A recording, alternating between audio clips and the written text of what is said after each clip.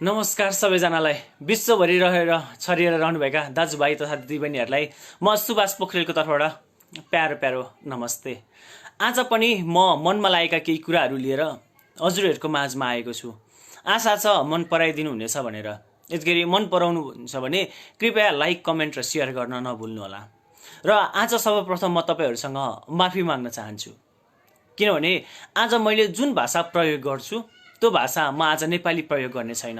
मैले तपाईहरुसँग एकछिन बोल्नको निम्ति मात्रै नेपाली शब्द प्रयोग गरेको, नेपाली भाषा प्रयोग गरेको। हुन त मलाई मेरो मातृभूमि प्रति धेरै माया छ, म सकेसम्म अरु भाषा नबोलौं भन्न चाहन्छु।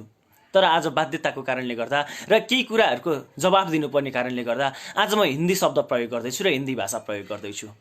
म चाहन्छु कि यो कुराहरु सकेसम्म मेरो फ्रेन्डमा पनि 2-4 जना इन्डियनहरु छन्, भारतीयहरु छन् र म चाहन्छु कि यो भिडियो हरेक भारतीयसम्म पुगोस्। त्यसको कारणले गर्दा म हिन्दी भाषा प्रयोग गर्दैछु। त्यसकारणले केही गल्ती भयो भने या मैले हिन्दी भाषा प्रयोग गरेको प्रति नरिसाउनु होला र मलाई माफ गरिदिनु होला भन्ने विनम्र अनुरोध गर्दछु। अब म हिन्दी भाषा प्रयोग गर्छु। मैले इन्डियनलाई के भन्न खोजेको भने, हम गोरखाली तुम्हारे सरहद पर हम रक्षा करते हैं और तुम हमारे सरहद पर आंख लगाते हो तो हम कैसे चुप बैठे। तुम कहते हो ना ये काला पानी और लिपुलेख का विवाद अभी अभी निकला है, पहले नहीं था। ये काला पानी और लिपुलेख का विवाद पहले से ही था, पर हमने उतना ध्यान नहीं दिया। हमें लगा कि तुम लोग चले जाओगे, पर नहीं, तुम थोड़े थोड़े करके हमारे जमीन निगलते गए, इसलिए हम अभी भी मजबूर हुए, इसलिए तुम्हारे सामने आए हैं। तुम लोग कहते हो रास्ता पहले ही बनाया था, नेपाल सरकार चुप क्यों है? हम चुप इसलिए थे कि तुम मान जाओगे, पर तुम मानते नहीं हो। कहते हैं ना, लातों के बुत बातों से नहीं मानते, इसलिए हमें मजबूर होकर ये आवाज उठाना पड़ा। विवाद तुम लोगों ने जब 6 महीने पहले जब तुम लोगों ने नक्शा जारी किया था ना, तो विवाद वहां से उपजा। उससे पहले जितने भी थे वो कह रहे थे कि ये भूमि नेपाल भी दावा कर रहा है और इंडिया भी दावा कर रहा है, इसलिए इससे पहले 6 महीने से पहले किसी देश के ने वो नक्शा समेट के नहीं रखा था, वो विवादित नक्शा कहते थे।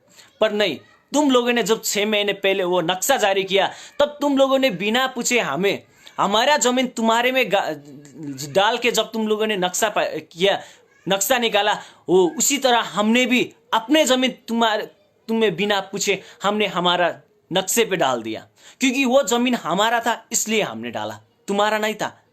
तुम वो लोग हो जो कहते हैं बड़े भाई कहते ना, पीछे छुरा घोपते हो। तुम भाईजान कहते हो, बाहर तुम भाईजान कहते हो और पीछे तुम छुरा निकाल के जान निकालते हो ना। तुम लोग वैसे लोग हो। तुम कहते हो ना, तुम लोग नेपाल को कहते हैं नेपाल से हमारा रोटी बेटी का नाता है। कैसा रोटी बेटी का नाता है? तुम रोटी बेटी कहते रहते हो और तुम हमारे सरहद पर नाक के हमारे तरफ आ जाते हो। तुम हमारे जमीन को अपने जमीन बताते हो, तो हम चुपचाप कैसे बैठे? हम चुपचाप नहीं बैठ सकते, क्योंकि वो हमारा जमीन है, तुम्हारा नहीं है। तुम देखो, एशिया में इतने बड़े देश है, तुम्हारा जमीन का इतने से सरहद लगता है, तुम चाइना के पीछे लगे रहते हो, पाकिस्तान के पीछे, नेपाल के पीछे, भूटान के पीछे, बांग्लादेश के पीछे। तुम लोग हर देश के पीछे सरहद के लिए क्यों लड़ते हो? अपने सरहद के लिए रक्षा करना चाहिए, वो हमें भी पता है, पर नहीं, तुम हर किसी के सरहद के अंदर घुस जाते हो और तुम हर किसी के पीछे चाइना को दोष देते हो। जैसे कि पाकिस्तान ने कुछ एटम बम गिराया, तुम कहते हो नहीं, चाइना के पीछे से कहने के लिए कह दिया। तुम किसी ने बांग्लादेश ने कुछ कह दिया, नहीं, चाइना उसके पीछे, नेपाल ने कुछ कह दिया, चाइना उसके पीछे। भाई, हमें चाइनीज की जरूरत नहीं है। और तुम लोगों ने क्या कहा? नेपाल चाइना का गुलाम। अभी तक किसी देश का गुलाम नहीं रहा, आजाद देश है नेपाल। सिर्फ एक ही वो देश है जो अभी तक किसी अंग्रेजों ने राज नहीं किया, किसी ने गुलाम नहीं किया। तुम उस देश को कहते हो कि चाइना का गुलाम कहते हो? शर्म नहीं आती थोड़ा सा भी? तुम लोग थोड़ी सी डीआरपी पाने के लिए कुछ भी कहते हो, इंडियन मीडिया, तुम्हें थोड़ी सी भी शर्म नहीं आती? कभी कहते हो ये हुआ, कभी कहते हो वो हुआ। जब मनीषा कोइराला ने एक ट्वीट कर दिया था, तो उनके पीछे पड़े हो। उन्होंने सिर्फ अपना श्रम बेचा है, किसी का अपना जमीन नहीं बेचा कि तुम जो कहो वो मान ले। उसने सिर्फ जो वहां पे करती है, कमाती है, उसकी वो जितने भी कमाती है ना, उसके वहां पे टैक्स भरा जाता है। टैक्स दिया जाता है, वो टैक्स देके बैठी है, फोकट में नहीं बैठी है तुम्हारे लिए, तुम्हारे देश पे वो टैक्स देती है। फिर भी तुम कहते हो खाते भारत के गाते चीन के। कैसे खाते? खाते नहीं है, तुमने उसको खरीदा नहीं है, सिर्फ उसने काम किया, वो पैसा दिया है। और दूसरी बात जो तुम कह रहे हो ना कि जितने नेपाल भारत में रह रहे नेपाली है उनको निकाल देंगे, कुछ भी फर्क नहीं पड़ेगा। जितना भारतीय नेपाल पे बैठे हैं ना, अगर हमने वो निकाला ना, जितने तुम यहाँ पे भीख मांग के पैसा ले जाते हो ना, उससे जितने तुम्हारे देश से कमा के हमारे भाई बहन इधर लेते हैं ना, उसने तो तुम्हारे लोग यहां से भीख मांग के लेके जाते हो, भीख मांग के लेके जाते हैं। और फिर भी कहते हो नहीं हमने किया, हमने किया। क्या किया? अगर हमने इंडियन को आने के लिए बैंड कर दिया ना, तो जितने भी हमारे पास कबाड़ी है वो तुम्हारे देश से ही आए हैं। जितने भी हमारे यहाँ पे भिखारी है ना, जाके फुटपाथ पे देख लो। अभी तो लॉकडाउन है, जब लॉकडाउन खुलेगा तो आके देख लेना। दे दे रे माई बाप, दे दे रे माई बाप करके पैर आके पकड़ते हैं हम नेपालियों का, तुम्हारे लोग। देख ले, एक बार आके देख ले।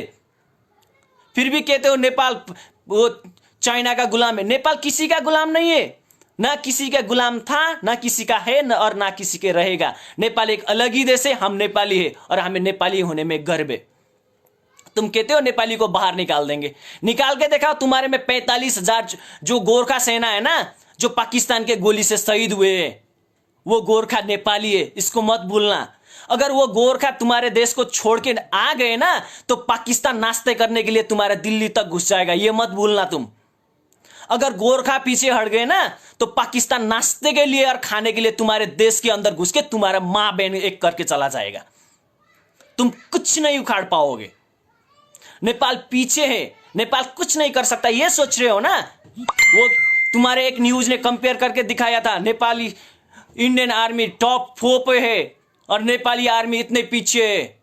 उससे कोई फर्क नहीं पड़ता। हम अपने जमीन के लिए हम अपने जान दे भी सकते हैं और ले भी सकते हैं। तुम्हारे जैसा नहीं है हम। तुम जैसे कायर लोग हो, इतिहास उठा के देख लो, किसी गोरखा को ना पीठ के पीछे गोली नहीं लगी है, वो सीने पे गोली खा के मरता है। हाँ, वही तरह तुम्हारे देश पे जो नेपाली गोरखा रह रहे हैं ना, वो भी अपने सीने में गोली खा के तुम्हारे सरहद की रक्षा कर रहे हैं। अगर वो मुंह मेर लेना, अगर वो पीछे अड़ गए ना, मैंने पहले ही कहा था पाकिस्तान लंच करने के लिए, डिनर करने के लिए तुम्हारे दिल्ली तक घुस जाएगा, वो याद रख लेना। तुम कहते हो नेपाल कमजोर है, नेपाल कमजोर नहीं है। हाँ, ये मैं मानता हूं कि कुछ भ्रष्टता के वजह से नेपाल कुछ पीछे है, पर इसका मतलब ये भी नहीं है कि तुम हमारे सरहद पे आके, हमारे जमीन के आके तुम अपने जमीन के लो और हम चुपचाप बैठे रहे। हम उतना भी नीचे गिरे नहीं है। हमें मालूम है, हमें अपनी देश की हमें इतनी बहुत प्यार है ना, हम बता नहीं सकते। किसी ने कुछ भी कह दिया, तुम चाइना के पीछे क्यों पड़ जाते हो भाई? तुम सीधे तो उसके युद्ध कर नहीं सकते। और नेपाल ने कुछ कह दिया, चाइना उसके पीछे। नेपाल के पीछे चाइना नहीं है, नेपाल खुद आगे है कि उसके पीछे कोई आने की जरूरत नहीं है। तुम समझते क्या हो अपने आप को? तुम्हारी देश की जो सरहद पे रक्षा कर रहे हैं ना, वो गोरखा ही है, ये मत भूलो। जब अंग्रेज के गुलाम तुम लोग थे ना, अंग्रेज को भगाने के लिए खूब नेपाली गोरखाओं ने तुम्हारा साथ दिया था। अगर गोरखालियों ने साथ नहीं दिया था ना, तुम अब भी किसी अंग्रेजों के गुलाम होते और अब भी तुम्हें ब्लैक डॉग के पुकारा जाता। पर उस वक्त नेपालियों ने तुम्हें साथ दिया, इस वजह से तुमने अंग्रेजों को भगाया। आज उसी ने कहा नेपाल को तुम ऐसे देखते हो। जिस बच्चे ने तुम्हारे सरहद के रक्षा किया, तुम उसी की मां के आंख डाल रहे हो। तुम्हें थोड़ी सी भी शर्म बची नहीं है। तुम कहते हो ना कि भारत किसी से युद्ध नहीं करना चाहता, यह सब सरासर झूठ है, क्योंकि तुम हर किसी से युद्ध करना चाहते हो, पर खुद के दम नहीं है, इसलिए तुम्हारे साथ गोरखा खड़ा है। अगर गोरखा पीछे आ गए ना, तो कब का चाइना ने तुम्हें निगल लिया होता और पाकिस्तान ने कब का निगल चुका होता। शुक्र मनाओ कि तुमने हमारे साथ ऐसा किया है, फिर भी हमारा गोरखा तुम्हारे साथ खड़े हुए। बाद में पछताना ना पड़े कि गोरखा अपने देश वापस आए और तुम्हारे हथियार से तुम्हें ही प्रहार करे। उस वक्त तुम सह नहीं पाओगे। याद रखना, अगर गोरखा अपने असली औकात पे आ गए ना, पूरा विश्व के नक्शे में तुम्हारा देश का नक्शा नहीं रहेगा, ये याद रखना। नेपाल कैसा देश है, एक बार इतिहास उठा के देख लो, इतिहास पढ़ लो कैसा देश है नेपाल, कैसा था और कैसा है। कुछ भ्रष्ट नेता तुम्हारे पीछे लगे हुए तो तुम कुछ भी करोगे और हम चुपचाप सह रहेंगे। हम उतने भी लाचार नहीं है। कहते हैं ना, गुब्बारे को जितना हवा डालना चाहिए उतना ही डालो, अगर उससे ज्यादा डालोगे ना फट जाएगा। हाँ, तुमने भी बहुत ज्यादा दिस कर ली, हमने बहुत सह लिया। तुमने कहा भाई भाई भाई भाई, हम भाई भाई मानते रहे, पर तुम तो नहीं, तुम तो भाईजान के जान निकालने वाले हो। तुम कहते हो बड़े भाई है तुम, कैसे बड़े भाई हो तुम छोटे भाई के जमीन हड़पने चाहते हो और तुम अपने आप को कहते हो मैं बड़ा भाई हूं। ऐसा भाई तो किसी के भी नहीं है। तुम अपने आप को भाई कहते हो, तुम तो दुश्मन कहलाने की भी लायक भी नहीं हो। तुम अपने आप को समझते क्या हो? अगर आज गोरखा नहीं होता ना, तुम्हारा देश का अस्तित्व नहीं होता, ये मत भूलो। एक गोरखा ही है जिसने तुम्हारे देश को, तुम्हारे सरहद को अच्छे से रखा है।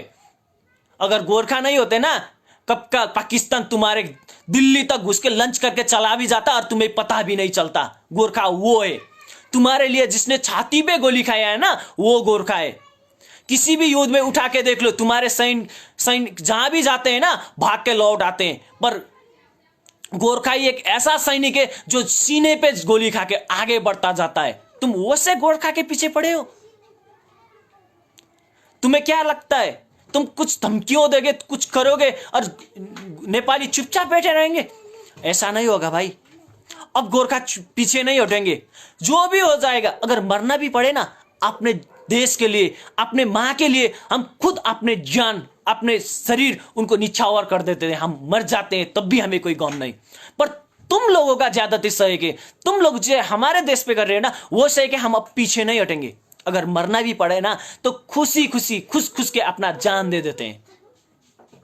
तुम कहते हो तुम्हारा सैनिक ज्यादा है, अगर गोरखा पीछे हट गए ना, तुम्हारे सैनिक किसी भी काम के नहीं है।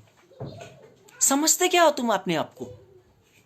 तुम कुछ भी कहोगे और हम चुपचाप रह जाएंगे। तुम सीधी तरह से चाइना से टक्कर तो कर ही नहीं सकते। कहते हो कभी इसके पीछे, कभी उसके पीछे, कभी उसके पीछे। तुम्हारे अपने असली औकात क्या है? जब एक नेपाली ने ट्वीट कर दिया तो तुम्हारा मीडिया हिल जाता है, तब खुद ही समझ लो कि तुम अपने असली औकात क्या है। तुम कहते हो ना नेपाल के पास प्रूफ नहीं है, नेपाल के पास बहुत सारा प्रूफ है, जिससे यह पता चलता है कि लिपुलेख और लिम्पियाधुरा नेपाल का है, नेपाल का था, नेपाल का है और नेपाल का रहेगा। अरे तुम लोगों को लिए कुछ वक्त के लिए वो जमीन दे दिया कि कोई चाइना तुम्हारे लिए अटैक ना करे, इसके लिए अच्छा है, इसलिए हमने वो जमीन कुछ देर के लिए दे दिया। इसका मतलब ये नहीं कि तुम कब्जा जमा के उस पर बैठ जाओगे। उसका असली वक्त आ गया है, वो हमें चाहिए, वो हमारा जमीन है और उसके लिए हम मर भी सकते हैं और मार भी सकते हैं। ये मत भूलना। नेपाल को कभी कमजोर मत समझना। तुम लोग कहते हो ना कि नेपाल, इंडिया में नेपाली बहुत है, अगर इंडियन नेपाल को निकाल देंगे तो बहुत बुरा हाल है। कुछ भी नहीं होगा, इतना सा भी कुछ नहीं होगा। अगर नेपाली अपने असली रूप में आ गया और इंडियन को नेपाल से निकालने लगे ना, तो कितने नेपाल से तुम कमा के लेके जाते हो पता है तुम लोगों को? यहां पे एक कबाड़ी आता है, उससे पूछो घर कहां है तो कहता है बिहार है। एक सब्जी वाला आता है, उसको कहते हो घर कहां है, वो कहता है बिहार है। यहां तक कि जो रास्ते पे भीख मांगते हैं ना, वो भी बिहार का ही है भाई। इतिहास उठा के देख लेना, बहुत सारे जगह से आए। विश्वास नहीं होता ना, कभी आके देख ले एक बार नेपाल, तब पता चलेगा तुझे। खुद तो डायरेक्ट कुछ कर नहीं सकते, अगर कुछ करने लगे तो कहते हो इसके पीछे चाइना है, इसके पीछे पाकिस्तान है, इसके पीछे कुछ है। तुम्हारे हर वक्त तुम पीछे क्यों पड़ जाते हो? और एक बात, दुनिया के सबसे बकवास टीवी चैनलों में से एक है इंडियन मीडिया। अगर दुनिया के सारे मीडिया को कंपेयर किया जाए ना, तो सबसे बकवास और घटिया है इंडियन मीडिया। एक बार देख ले भाई, मैं नहीं कह रहा, खुद इंडियन कह रहे हैं। जो इंडिया अपने देश में बैठे हैं ना, तुम्हारे देश में, उसको पूछ। सबसे घटिया मीडिया कोई विश्व में किसी देश का है तो वो इंडिया का है। तुम लोग इतने न्यूज को इतना बड़ा बना देते हो, शर्म नहीं आती? कुछ पैसे के लिए तुम आप कुछ भी कर सकते हो। अरे स्वयं बुद्ध पैदा हुए थे इस नेपाल पे, उतना पावन भूमि है हमारा, उतना पवित्र भूमि है हमारा। तुम बुद्ध पैदा हुए भूमि को गाली देते हो, जहां पे सीता माता का जन्म हुआ था, जहां पे सीता माता पैदा हुई थी, तुम उस भूमि को अपने उतना अपने आंख दिखा रहे हो। शर्म नहीं आती? तुम जिसको पूछते हो ना, हाँ वो पैदा हुए थे हमारे में। अब खुद ही समझ लो तुम्हारी औकात और हमारी औकात। हाँ मैं मानता हूं कि तुम ताकत में आगे हो, पैसे में आगे हो, पर इसका मतलब ये नहीं है कि तुम किसी को भी कुछ भी कहो और चुपचाप सहते रहे। हम अब सहते नहीं है भाई, हम अब सह नहीं सकते, क्योंकि तुम लोगों ने जो किया है ना वो सहने के लायक नहीं है। अब हम तुम्हारे लिए मुंह तोड़ जवाब देंगे। तुम्हें जो अच्छा लगे वो करो, क्योंकि हम अपने पैर पे अब खड़ा रहेंगे।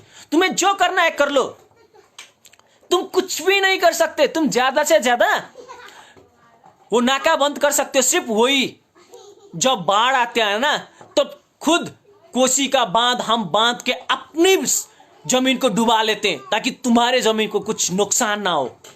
पर तुम लोग क्या करते हो? तुम कुछ नहीं करते। हम अपनी जमीन भिगो के तुम्हारे जमीन को रक्षा करते हैं, क्योंकि बांध हमने लगाया है कोसी पे। अगर वो हम खोल देना तो तुम्हारा जो बिहार है ना वो डूब के मर जाएगा, ये मत भूलना। क्योंकि तुम जो हो नेपालियों के वजह से हो, गोरखा के वजह से हो। अगर गोरखा अपनी असली औकात पे आ गए ना, तुम अपनी औकात भूल जाओगे। तुम कुछ भी नहीं हो। बोल्न त धेरै मन थियो, भए तापनि मैले हिन्दी भाषा प्रयोग गरेकोमा तपाईहरू सबैप्रति फेरि पनि 10 अम्ला जोडेर माफी माग्न चाहन्छु। किनभने म मेरो मातृभूमिलाई माया गर्छु, म मेरो आफ्नो मातृभूमि, आफ्नो मातृभाषा बोल्न चाहन्छु। भए तापनि मातृभाषा बोल्दा बोल्दै, किनभने जस्तोलाई तस्तै जवाब दिनुपर्ने कारणले गर्दा मैले हिन्दी भाषा प्रयोग गरेँ। त्यसको लागि फेरि पनि माफी माग्न चाहन्छु। र म फेरि केही कुराहरू नेपालको विषयमा पनि जोड्न चाहन्छु। नेपालमा अहिले भनिरहेको छ कोरोना टेस्ट गर्नको निम्ति 15,000 लाग्छ भनेर। त्यो सरासर झुटो कुरा हो र त्यो हामीलाई मान्ने हुने छैन। हामीले मन्त्रीको फ्रीमा गर्यौँ, हामीले मुख्यमन्त्रीको फ्रीमा गर्यौँ, हामीले सांसदको फ्रीमा गर्यौँ। सबै सरकारी कर्मचारीको हामी जनताले हाम्रो रगत र पसिनाबाट कमाएको पैसाले हामी फ्रीमा कोरोना टेस्ट गराउने, र त्यही जनताको निम्ति कोरोना टेस्ट गराउनको निम्ति तिमीहरूले पैसा माग्छौ भने त्यो हामीलाई मान्ने हुने छैन। हामी बाहिरी शत्रुबाट त धेरैचोटि लड्यौँ र लड्दै पनि आएका छौँ। अब हामीले आफ्नो भित्री शत्रुबाट लड्ने बेला आएको छ। त्यो भित्री शत्रु भनेको तिमीहरू हो, भ्रष्ट नेता। तिमीहरूको कारणले गर्दा आज भारतले हाम्रो भूमिमाथि आँखा लगाइरहेको छ र हामी चुपचाप लागेर बस्नु परेको छ। प्रधानमन्त्रीको कदम स्वागत योग्य छ। प्रधानमन्त्रीले जुन नक्सा जारी गर्नुभयो त्यसको लागि खुसी व्यक्त गर्न चाहन्छु। तर प्रधानमन्त्रीज्यू त्यतिमा मात्रै सीमित नरहनु होला। अब अगाडि बढ्ने बेला आएको छ। नक्सा मात्रै सार्वजनिक गरेर केही हुनेवाला छैन। हाम्रो जमिन हामीलाई फिर्ता चाहियो। हामीले हाम्रो जमिन फिर्ता चाहिएको छ र हाम्रो जमिनमा हामीले हाम्रो सेना हेर्न मन छ। त्यो गर्नको निम्ति नेपाल सरकार तयार हुनुपर्छ। यतिगरी नेपाल सरकारसँग स्रोत साधन छैन, हतियार किन्छु भने नेपाल सरकार एकचोटि आवाज दे हामी हतियार किन्नुपर्छ भनेर हामी हाम्रो रगत र पसिना फेरि खर्च गरेर हाम्रो नेपाल सरकारलाई हामी हतियार किनेर दिनेछौँ। यतिगरी हतियार किन्नलाई तिमीहरूलाई पैसा माग्दैन, हामीसँग माग, हामी 1 रुपियाँ जम्मा गरेर हतियार किन्नेछौँ। यतिगरी तिमीहरूलाई सेना कम्ती छ भने 1 वर्षको निम्ति म देशको सेवाको निम्ति म सेवा गर्न तयार छु। 1 वर्षको निम्ति म मेरो श्रमदान गर्नेछु, मलाई 1 रुपियाँ पनि पैसा चाहिँदैन। यतिगरी नेपाल सरकार तयार छ भने हामीलाई चाहिँदैन। हामी हाम्रो मातृभूमिको लागि ज्यान दिन पनि तयार छौँ भने लिन पनि तयार छौँ। यो कुरालाई नबिर्सिकिन, हाम्रो देश सानो छ, हाम्रो भूभाग सानो छ, यसको मतलब यो होइन कि छिमेकीले हामीलाई हेरिरहोस् र गिद्धे नजर हाम्रो भूमिमा लगाइरहोस्। अब हामी हाम्रो भूमिमा गिद्धे नजर आएको कदापि सहन सक्दैनौँ। अब हामीले त्यसको जवाफ दिने बेला आएको छ। भनिन्छ नि इँटाको जवाफ ढुङ्गाले दिनुपर्छ, हो अब हामीले जवाफ दिने बेला आएको छ। हुन्छ, भन्न मन लागेको कुराहरू धेरै छ। फेरि पनि म हजुरहरूसँग माफी माग्न चाहन्छु, किनभने मैले हिन्दी भाषा प्रयोग गरेँ। त्यसको निम्ति मलाई माफ गरिदिनु होला। 10 अम्ला जोडेर माफी माग्न चाहन्छु। हुन्छ, तपाईँहरूले मलाई साथ र सहयोग दिनुभयो, त्यसको लागि धन्यवाद। यतिखेर तपाईँ चाहनुहुन्छ मैले भनेको भिडियो यतिखेर कुनै इन्डियनसम्म पुगोस् भन्ने चाहनुहुन्छ भने कृपया मैले भनेको भिडियोलाई सेयर गरिदिनु होला। हुन्छ, आशा छ मैले भनेको कुरा मन पराइदिनु भयो भन्ने कुरा। हुन्छ, यति भन्दै मेरा 2-4 शब्द हजुरहरू माझ राख्ने समय दिनुभएका तपाईँहरूलाई धन्यवाद दिँदै म सुभाष पोखरेल बिदा हुन्छु। नमस्ते।